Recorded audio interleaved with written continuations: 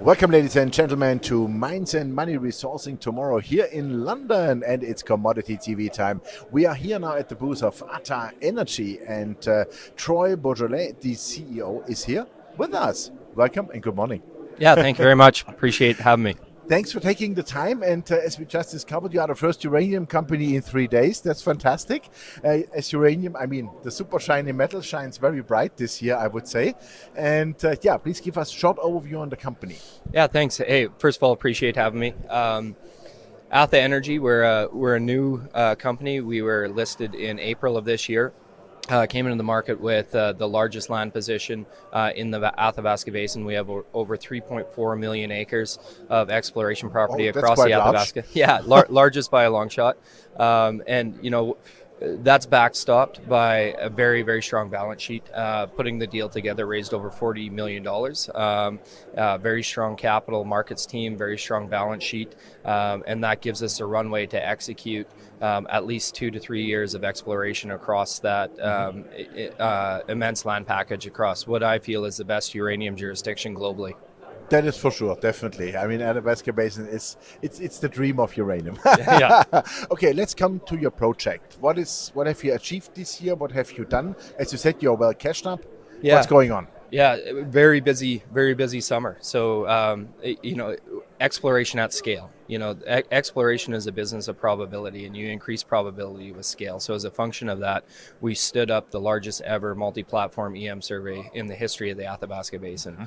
We had 7 helicopters flying, 7 different systems flying across the basin, covered 2.1 million acres with modern, up-to-date EM surveys across multiple jurisdictions within the basin.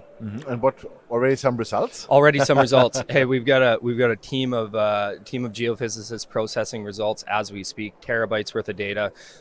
We have processed 5 of the 17 projects that we've flown to date, and the results are exceeding my expectations. We're identifying hundreds of kilometers of conductive corridors, identifying over 20 priority targets, and that's only within the 5 properties. So there's 12 more to come.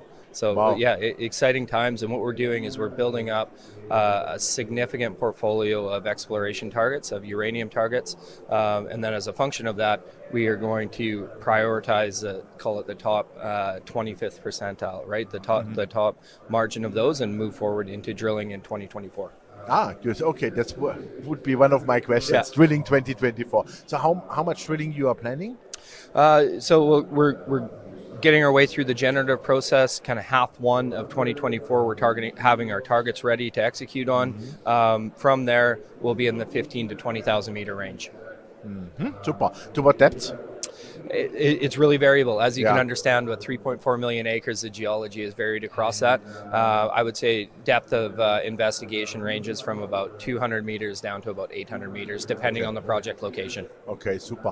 When you say you want to focus, let's say, on those 25%, that's still a super large land package, I would say.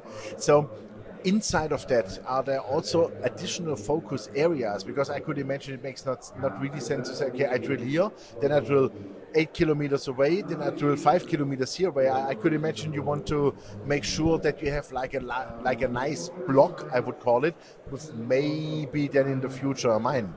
Yeah, absolutely, and that's the idea. Is what we're focusing on is generating large scale targets. We're identifying corridors that are fertile corridors, and our exploration will focus on the large scale district scale targets within that land package.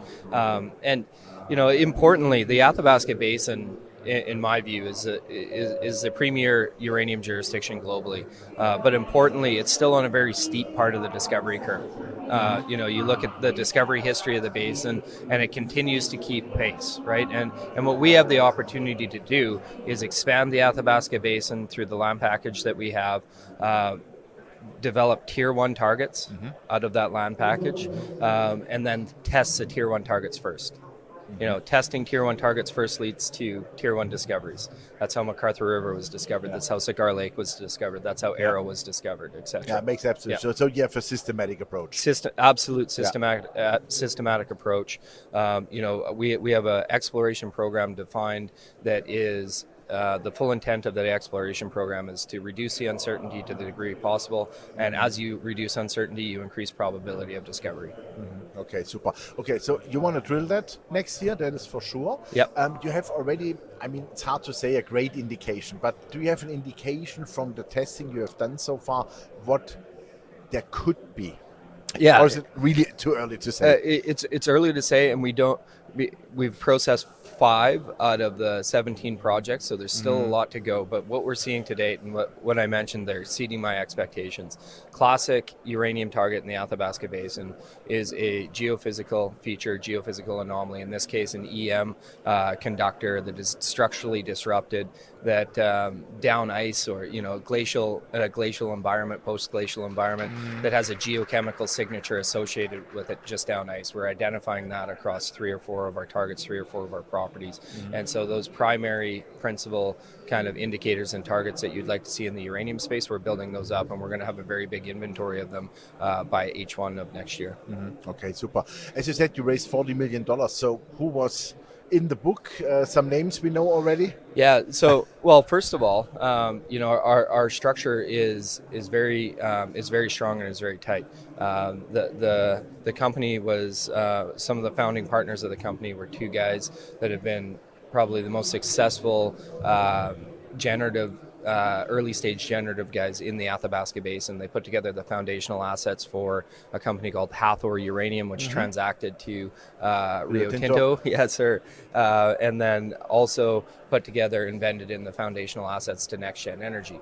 And then over to NextGen Energy. NextGen, oh, yes. And then over the next decade, they systematically went to work and amassed the land package that we have, and then vended it in, got together with our capital markets partners, and created the company. So those 2 guys, which still maintain a material shareholding in NextGen Energy, are our largest shareholders. They got around, combined, they hold around 30% of the company. In addition to that, with the large capital raise that we did at $1, so the last round was at $1, we raised $33.7 million at $1. That came across 6 funds, 6 long-only kind of equity energy funds, and 2 family offices. So the float is very, very well held, Super. very tight. And still some money left? Yeah, yes, sir. Yeah. No, absolutely. After this summer, after completing the largest ever EM survey in the basin, we've got about $25 million on the balance sheet. So you are really, as you said, I think 2-3 years you said you are covered. Yeah. We've got a runway. So the idea, this is all by design. Largest land package in the basin with a significant cash balance to be able to execute on a systematic exploration plan.